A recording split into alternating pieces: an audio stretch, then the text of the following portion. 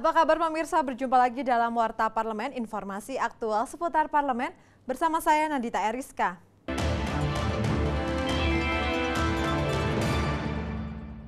Rapat paripurna DPR RI mendengarkan penyampaian ikhtisar hasil pemeriksaan semester 1 tahun 2017 dan juga penyerahan hasil pemeriksaan Badan Pemeriksa Keuangan Republik Indonesia yang disampaikan oleh Ketua BPK. Berikut laporan rekan Syifa Fauziah dari ruang rapat paripurna.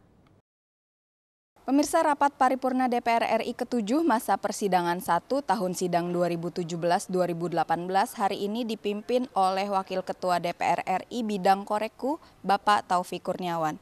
Adapun agenda rapat paripurna kali ini ialah pelantikan 2 orang pengganti antar waktu DPR RI, yakni Felicitas Talulemban dari fraksi Partai Gerindra serta Endro Siswantoro Yaman dari fraksi PDI Perjuangan. Felicitas menggantikan teman satu fraksinya, Andi Nawir, sedangkan Endro Siswantoro menggantikan posisi Ismayatun dari fraksi yang sama. Rapat paripurna DPR RI kali ini juga mendengarkan laporan dari Ketua Badan Pemeriksa Keuangan RI terkait ikhtisar hasil pemeriksaan semester 1 tahun 2017. Hasil pemeriksaan atas LKKL dan LK-BUN tahun 2016 menunjukkan bahwa 73 LKKL termasuk LKBPK dan 1 LK-BUN memperoleh opini wajar tanpa pengecualian. 6 LKKL memperoleh opini wajar dengan pengecualian dan 6 LKKL memperoleh opini tidak menyatakan pendapat atau disclaimer opinion. Opini WTP LKKL telah mengalami peningkatan sebesar 19%. Di semester pertama 2017 ini, BPK menyerahkan 113 laporan hasil pemeriksaan dari pemerintah pusat, 537 laporan dari pemerintah daerah, serta 37 laporan dari BUMN dan badan lainnya. BPK memberikan opini wajar tanpa pengecualian atau WTP atas laporan keuangan pemerintah pusat di tahun 2016. BPK juga memberikan opini wajar tanpa pengecualian terhadap laporan keuangan 6 badan lainnya. Demikian laporan yang dapat kami sampaikan dari ruang rapat paripurna DPR RI, Siva dan Aang, TVR Parlemen melaporkan.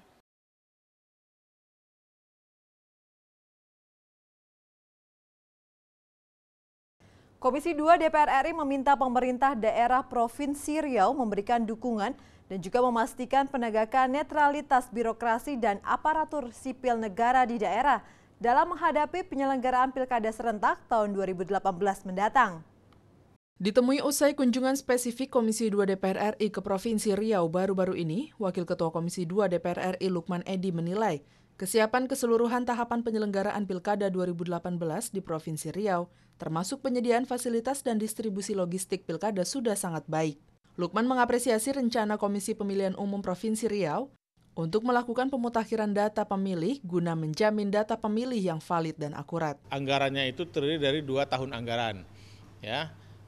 Proses transisi Desember ke Januari 2018, Desember 2017 ke Januari 2018 itu harus ada kesepakatan, harus ada pengkondisian sehingga kemudian nanti tidak mengikuti caranya pencairan dana seperti seperti biasanya. Anggota Komisi 2 DPR RI Hetifah Syaifudian mengkritisi terkait rendahnya partisipasi pemilih pada Pilkada serentak tahun 2017 yang lalu.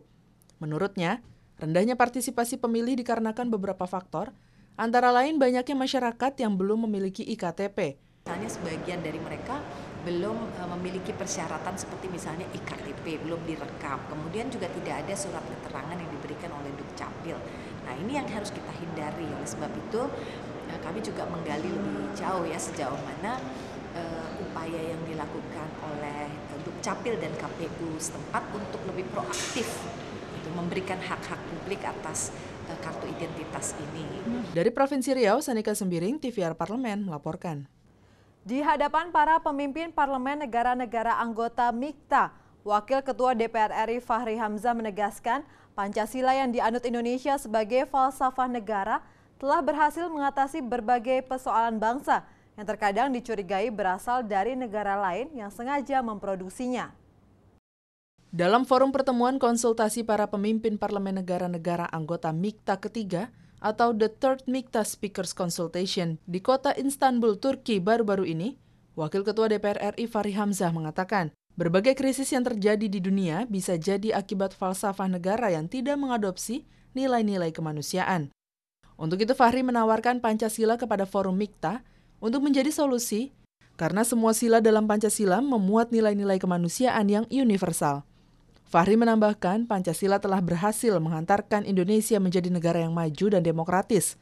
Meski seringkali diberitakan seolah-olah memiliki banyak masalah, karena beragamnya bahasa, etnis, dan agama yang dianut rakyat Indonesia.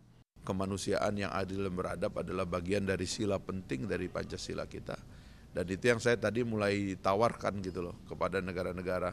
Jangan-jangan perang kita, kebencian kita ini sumbernya itu ideologi negara juga yang tidak mengadopsi nilai-nilai kemanusiaan yang universal. Sementara Pancasila kita itu semuanya isinya adalah nilai-nilai yang universal gitu. Sebuah negara yang kompleks ini bisa datang dengan harmoni meskipun dikampanyekan negatif seolah-olah punya banyak masalah, karena pada dasarnya apa yang kita capai ini sudah luar biasa dan ini yang harus kita jaga terus-menerus.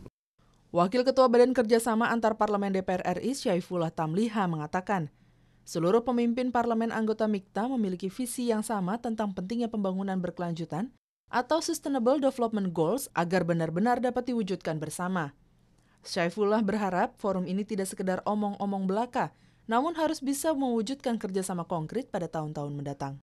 Para peserta memiliki persepsi yang sama tentang pentingnya pembangunan yang berkelanjutan, Sustainable Development Goals, agar ini benar-benar bisa dijadikan bersama.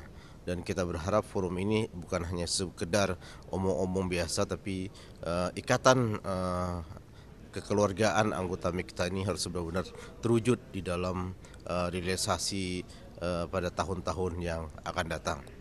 Mikta adalah forum komunikasi dan kerjasama 5 negara yang berkembang yang tergabung dalam forum G20, yaitu Meksiko, Indonesia, Korea, Turki, dan Australia. Mikta dibentuk berdasarkan kesamaan visi dan misi untuk mewujudkan kesejahteraan dan keadilan rakyat. Dari Istanbul, Turki, Roni, TVR Parlemen melaporkan. Demikian Warta Parlemen kali ini, sampai jumpa pada Warta Parlemen berikutnya. Terima kasih atas perhatian Anda, saya Nandita Eriska, wassalam.